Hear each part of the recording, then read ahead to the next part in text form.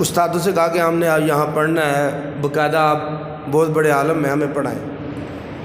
تو استاد صاحب فرمانے لگے بیٹا پڑھانے والا تو کوئی مسئلہ نہیں، وہ پڑھاؤں گا، لیکن آپ کی رہائش کا مسئلہ ہے، کھانا پینے کے معاملے ہیں، پڑھا سکتا ہوں لیکن کھانا نہیں میں دے سکتا۔ وہ علماء کہنے لگے، یعنی کہ وہ طالب علم تھے اس وقت، کہنے لگے استاد جی آپ کھانا نہ دیں، گھر سے پیسے ہم لے کے آئے ہیں، ہم اپنا خرچہ چلائیں گے، جو ہمیں خرچہ ملا ہوا ہے۔ استادوں نے کہا ٹھیک ہے۔ اب کوئی 3-4 مہینے گزرے تو وہ پیسے ختم ہو گئے ان کے پاس۔ نزہۃ المجالس میں یہ واقعہ لکھا ہے۔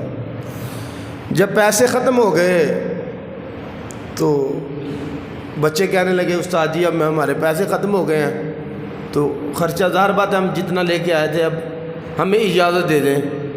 انہوں نے کہا ٹھیک ہے۔ تو یہودی کی دکان تھی اس بازار میں نا، حالانکہ یہودیوں سے تجارت بندہ کر سکتا ہے، جیسے کہ رسول اللہ صلی اللہ علیہ وسلم نے کئی یہودیوں سے قرض بھی لیا ہوا تھا۔ تو وہ جانے لگے تو یہودی کو ملے کہ ہمارے کو ادھار ہے تو بتاؤ۔ میں کہا بھائی بیٹا کہاں جا رہے ہو؟ کہنے لگے ہم پڑھنے آئے تھے تو ہمارے پیسے ختم ہو گئے ہیں، خرچہ ختم ہو گیا تو ہم اب واپس جا رہے ہیں، تو تمہارے کو پیسے بنتے ہیں، بتاؤ ہم اپنے علاقے میں جائیں گے اور تمہیں بھیج دیں گے۔ وہ یہودی کہنے لگا کہ بھئی اگر تم اس وجہ سے جا رہے ہو کہ تمہارے پاس پیسے ختم ہیں تو میں تمہیں ادھار دیتا رہوں گا، ادھار میں دیتا رہوں گا، تم یہاں تعلیم حاصل کرتے رہو، جب پڑھ کے اپنے علاقے میں جاؤ گے تو مجھے پیسے بھیج دینا۔ انہوں نے کہا یہ تو بڑی اچھی بات ہے۔ وہ طالب علم 4-5 تھے اپنے علاقے کے، پڑھتے رہے، علم دین حاصل کرتے رہے۔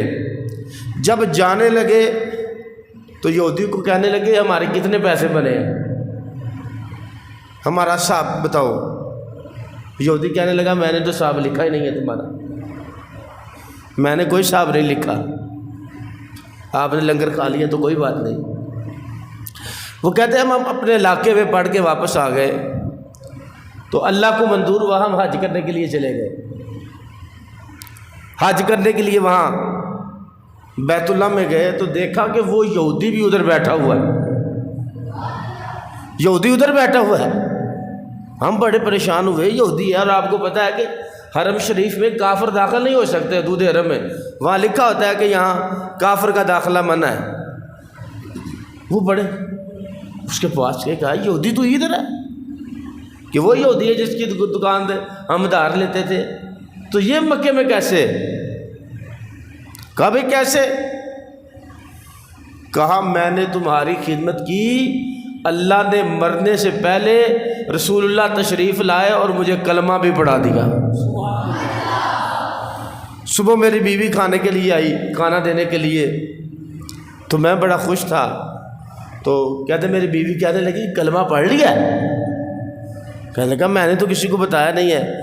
کہا جس رسول اللہ نے تمہیں کلمہ پڑھایا ہے اس نے مجھے بھی خواب کے اندر کلمہ شریف پڑھا دیا۔ نعرہ تکبیر، نعرہ رسالت، نعرہ حیدری، نعرہ حیدری، نعرہ تحقیق۔ اس لیے پڑھنا پڑھانا بڑی سعادت کی بات ہے۔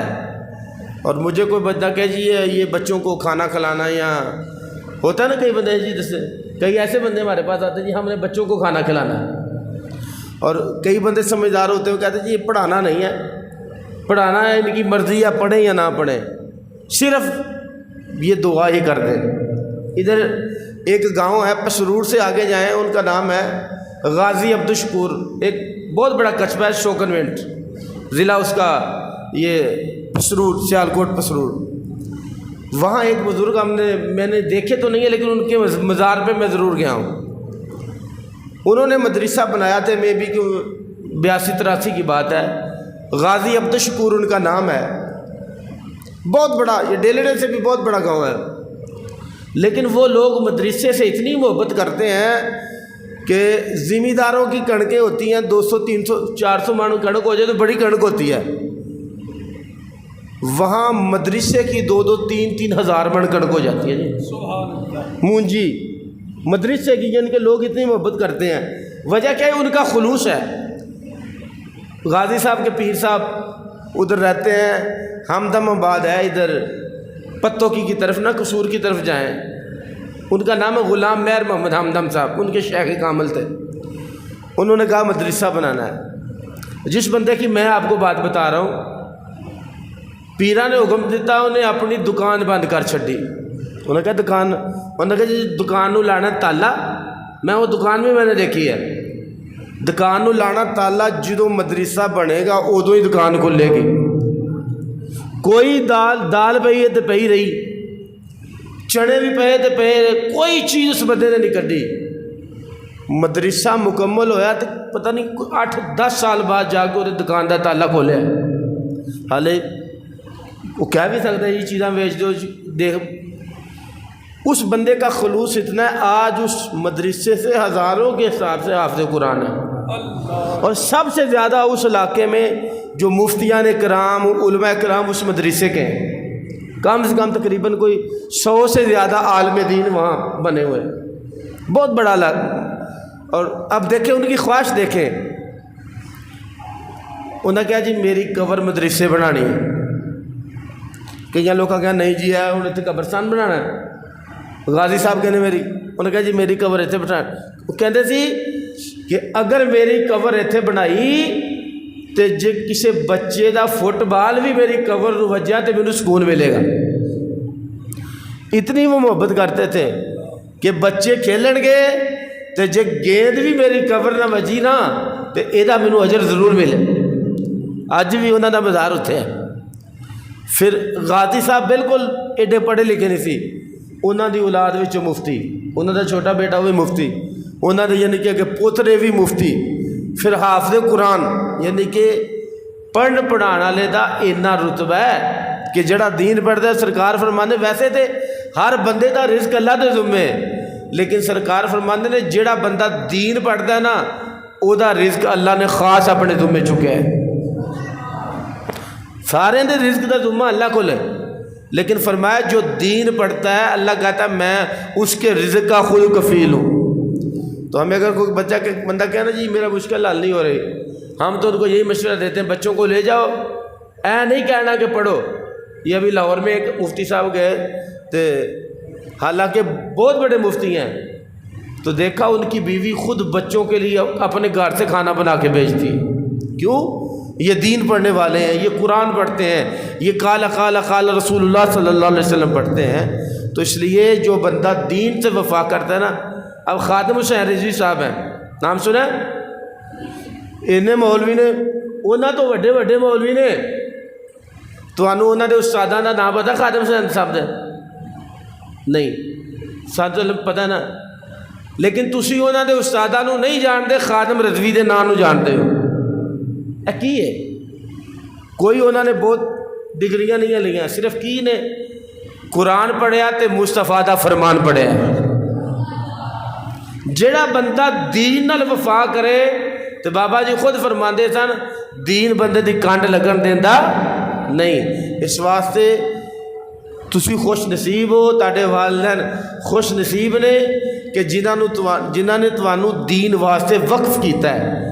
اللہ اسے دین دے اتے زندگی تے دین دے اتے ہی موت عطا فرمائے۔ باہر دے بندے نے جانا ہے، جنہیں ساری عمر جوا کھیلیا انہیں بھی مرنا ہے، جنہیں ساری عمر ڈکیٹیاں کیتیاں انہیں بھی مرنے ہیں، جنہیں فلمیں بنائیاں انہیں بھی مرنا ہی ہے۔ لیکن خوش نصیب وہ لوگ ہیں جو قرآن پڑھتے ہیں، مصطفیٰ کا فرمان پڑھتے ہیں، اسی پہ ساری زندگی گزار کے چلے جاتے ہیں۔ تو پھر کیا ہوتا ہے؟ لحد میں عشق رخ شاہ کا داغ لے کے چلے، اندھیری رات سنی تھی چراغ لے کے چلے۔ ابھی مختصر سا ذکر ہوگا اور اس کے بعد دعا ہوگی، اور اسلام ہوگا، اس کے بعد دعا ہوگی۔ پڑھیے لا الہ الا اللہ الا اللہ لا الہ الا اللہ الا اللہ لا الہ الا اللہ